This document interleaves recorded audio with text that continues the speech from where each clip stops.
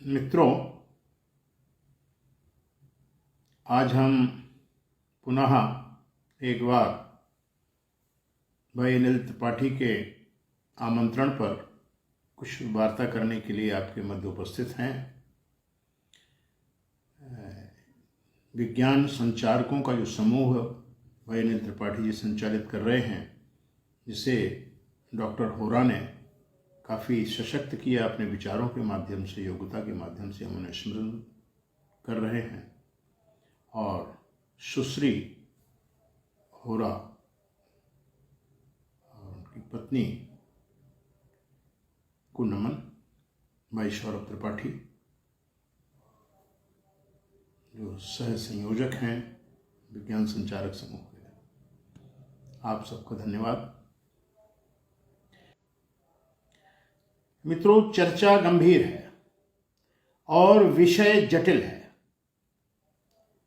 और ये दुर्भाग्य है कि अपने देश में पूरी की पूरी खाद्य श्रृंखला, चाहे वो कृषि उपज हो, चाहे वो पशुजनित खाद्य पदार्थ हों, या वो पैकेट बंद हों, पूरी श्रृंखला ये देखी जा रही है कि वो अपमिश्रित है और मानवीय स्वास्थ्य के लिए गंभीर खतरा भी है। और आप देख रहे हैं कि जिन बीमारियों के लोगों ने नाम नहीं सुने, वो अब गली गली, कूचे कूचे, घर घर, नगर नगर सब जगह दस्तक दे रहे हैं। और इसके बावजूद दुखद विषय यह है कि यह मुद्दा राजनीति के क्षितिज से बहुत दूर है। दरअसल विज्ञान संचारक, पत्रकार और अधिवक्ता तीन ऐसे प्राणी हैं इस धरती पर जो तीनों जागरूक हैं और तीनों अपने स्वयं स्वीकृत सेवा प्रदान करते हैं। इनको कोई वेतन नहीं मिलता। इनको जब तक कोई अजीब और गजीब काम नहीं होते हैं तब तक इनको पहचान नहीं मिलती। इसके बावजूद भी ये तीनों बिरादरियां अपनी अपनी सेवाओं में लगी हुई हैं। उनका हम साधुवाद तो करते हैं, लेकिन वो इन सब चीजों को गति नहीं दे पा रहे हैं। आपको जानकर के आश्चर्य होगा कि आज देश में कंपनियां सरकारों से बड़ी हो गई हैं और ये सब पूरा का पूरा व्यापार उन कंपनियों के हाथ में है। और कुछ लोग शुद्धता का डंका पीट करके भी जेब काट रहे हैं। ये तस्वीर अच्छी नहीं है। इस तस्वीर को बदलने के लिए बहुत कड़ी मेहनत की आवश्यकता है, बहुत अधिक ज्ञान की आवश्यकता है, बहुत व्यवहारिक होने की आवश्यकता है। एक कानून आया खाद्य अपमिश्रण वाला, उसमें कॉस्मेटिक और औषधि सब मिलाकर के खचर पचर करके एक कानून पास कर दिया गया। और जहां पहले इनका कार्यक्षेत्र न्यायालय में हुआ करता था, वो कार्यक्षेत्र प्रशासनिक अधिकारियों को दे दिया गया है। कारण बड़ा स्पष्ट है कि प्रशासनिक अधिकारी विगत कई सरकारों के जो निर्वाचित मुख्यमंत्री और तंत्र है, उनके प्रभाव में रहते हैं, उनके दबाव में रहते हैं। इसके लिए प्रमाण की आवश्यकता नहीं है। ये सुस्थापित तथ्य और सत्य साबित हो चुका है। और इसी वजह से ये तमाम दैत्य जो मानवता के लिए खतरा हैं, वो जीवित हैं।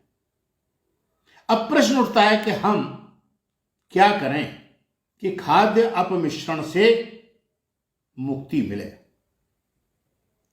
विषय इतना लंबा है कि एक सीरीज में संभव नहीं है कि हम पूरी की पूरी बात समेट सकें, लेकिन सूत्र रूप में हम चर्चा कर सकते हैं, क्योंकि ये संचारकों का समूह है। संचारकों के समूह को हम उद्बोधित कर रहे हैं और ये हम मान के चल रहे हैं कि उनकी समझदारी सामान्य नागरिक की तुलना में कुछ अधिक है।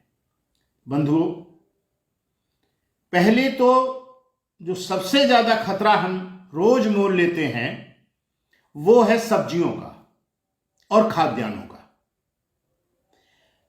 हमारे यहां सब्जियां और खाद्यान्न, इनमें छिड़कने वाले कीटनाशक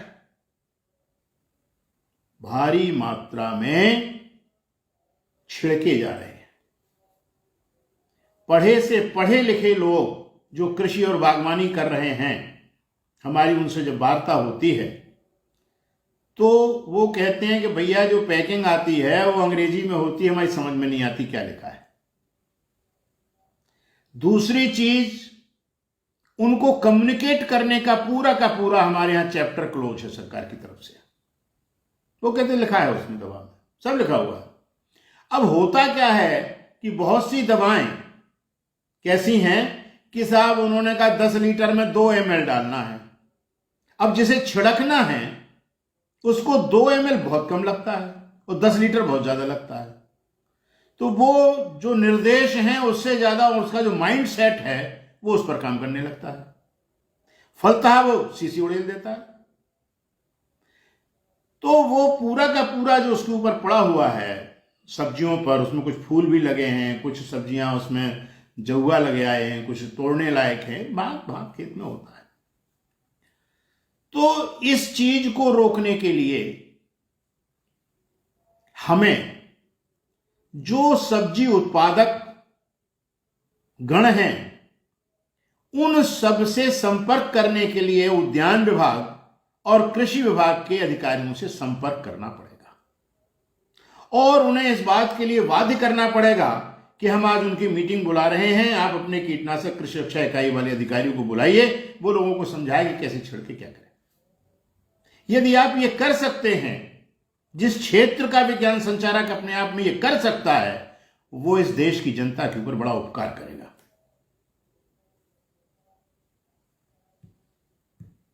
अब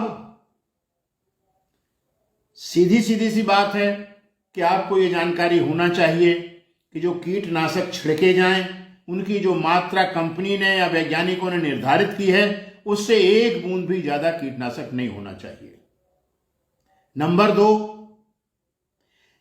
जिस समय छिड़काव करने के लिए उत्पादक किसान बागवानी में या खेत में जाए, लगी हुई फलों की सब्जियों की फसल को पहले तोड़ ले और शाम की टाइम उसमें छिड़काव करे और इसके बाद 1 हफ्ता तक उसको वॉच करे, 1 हफ्ता तक उसमें बढ़ने वाले फलों को ना तोड़े।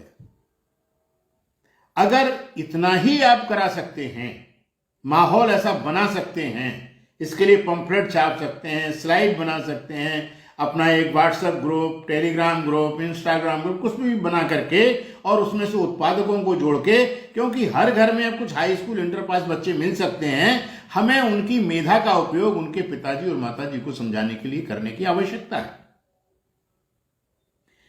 जहां तक खाद्यान्न की फसलों की बात है, खाद्यान्न की फसलों में उर्वरक इतना ज्यादा डाला जा रहा है, रासायनिक उर्वरक, कि धरती की 9 इंच की मृदा उत्तर भारत और पंजाब हरियाणा आदि में मर चुकी है। अगर ये रासायनिक खाद न जाए तो संभव नहीं। अब सरकार ने प्राकृतिक खेती की बात तो करी है, लेकिन प्राकृतिक खेती के लिए जो संसाधन किसानों के पास होना चाहिए उनका अभाव है। पहले तो ज्ञान का अभाव है, फिर क्रियात्मकता का अभाव है, फिर दृढ़ इच्छा शक्ति का अभाव है।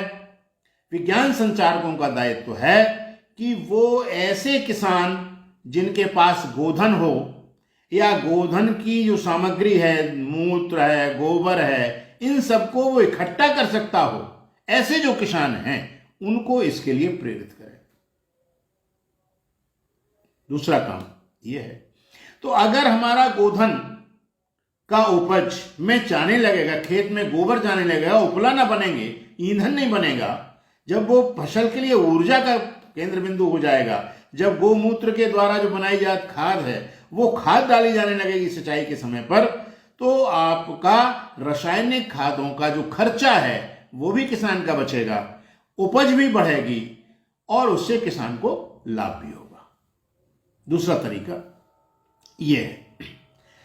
तीसरी बात जो सबसे बड़ी है वो ये है कि जो पैकेट बंद खाद्य पदार्थ हैं उनमें प्रिजर्वेटिव्स तो मिल रहे हैं, और इतनी बड़ी बड़ी कंपनियां हैं कि वो आपकी बात सुनने को तैयार नहीं है और ना आप उनको सुना सकते हैं। सरकारें हमारी बहरी हैं। तब हमको इतना दबाव जनता का बनाना चाहिए, इतनी जागरूकता लानी चाहिए कि खाद्य अपमिश्रण के लिए सरकार अपने घोषणा पत्र में यह जगह दे कि हम इस पर इस प्रकार से पूरी कार्य रूप देखा दे, किस प्रकार से वो खाद्य अपमिश्रण को विकसित देशों की भांति शुद्ध देंगे। ये सीधी सी बात है। जब तक हम ये दबाव नहीं बनाएंगे, जनता दबाव नहीं बनाएगी, हमारे यहां के जो घोषणा पत्र हैं वो तो ये बांटेंगे, वो बांटेंगे, ये फ्री करेंगे, वो फ्री करेंगे, बाकी प्रशासनिक पारदर्शिता, खाद्य अपमिश्रण को रोकना, औषधियां सही मिलना, इस पर उनका कोई ध्यान नहीं है। आपको जानकर के आश्चर्य होगा कि जितने आशा और अरिष्ट हैं आयुर्वेद के, वो सब के सब प्लास्टिक की बोतलों में आ गए। कितना दुखद है ये। शायद एक आध कंपनी ऐसी है जो अभी भी कांच के बर्तन का प्रयोग कर रही है। आशा और अरिष्ट तो आना ही नहीं चाहिए प्लास्टिक की बोतल में, लेकिन आ रहा है, धड़ल्ले से आ रहा है, लाइसेंस भी मिला है, सब कुछ हो रहा है। इन सब चीजों को जनता को जागरूक करके ऐसे आशा और अरिष्ट, चाहे किसी भी ऋषि ने क्यों ना बनाए हों, उसका बहिष्कार होना चाहिए। बाध्य कर देना चाहिए ग्राहकों को कि वो उसकी पैकिंग कांच में दे। हम जागरूक समाज नहीं बनाएंगे तो हम इस प्रकार से मरते रहेंगे, इसी प्रकार से हम तड़पते रहेंगे, हमारी जेबें कटती रहेंगी, हम लूटे जाते रहेंगे। आवश्यकता है हम जागरूक हों और हम समाज को जागरूक करें। और ये मांग होनी चाहिए, अगर सरकार घोषणा पत्र में नहीं लाती तो जगह जगह पर जन घोषणा पत्र जारी होना चाहिए कि हर जिले में लैब हो। और लैब की स्थिति तो यहां तक आनी चाहिए मेरे हिसाब से कि जब हमारे पास मोबाइल हो सकता है तो हमारे पास ऐसी एक लैब पॉकेट में क्यों नहीं हो सकती है जिसमें सभी चीजों की शुद्धता की जांच की जा सकती है। अगर सरकार की दृढ़ इच्छा शक्ति है या जनता का दबाव है तो कोई बात असंभव नहीं है, क्योंकि जिस दिन हम लैब घर घर में ला देंगे उस दिन ही हम खाद्य अपमिश्रण को दूर कर पाएंगे। तीसरी चीज, उससे बचने का एक और तरीका है कि हम पंफलेट के माध्यम से ये पिसे हुए और ये पैकेट बंद जो भी खाद्य पदार्थ हैं उनको हम सीधा अपने घर में, अब तो मशीनें ऐसी छोटी मोटी आ गई हैं जिनसे कर सकते हैं। धनिया है, जीरा है, ये सब चीज खड़ी रखें, खड़े मसाले रखें, मिक्सी में पीस के डालें। हमको नहीं चाहिए पैकेट बंद मसाले। इसका एक पूरा, जैसे गांधी जी ने एक आंदोलन चलाया था विदेशी कपड़ों की होली का, आज की सरकार चीनी के सामान का, चाइना के बने सामान का बहिष्कार की बार बार बात करती है और लाइसेंस उनको खूब देती है कि भैया बेचो, और इधर कहती है कोई खरीदो नहीं। पॉलीथिन पर प्रतिबंध लगेगा लेकिन पॉलीथिन प्रोडक्शन बंद नहीं होगा। ये क्या तरीका है? ये खाद्य अपमिश्रण के बहुत बड़े कारक हैं, प्लास्टिक और पॉलीथिन।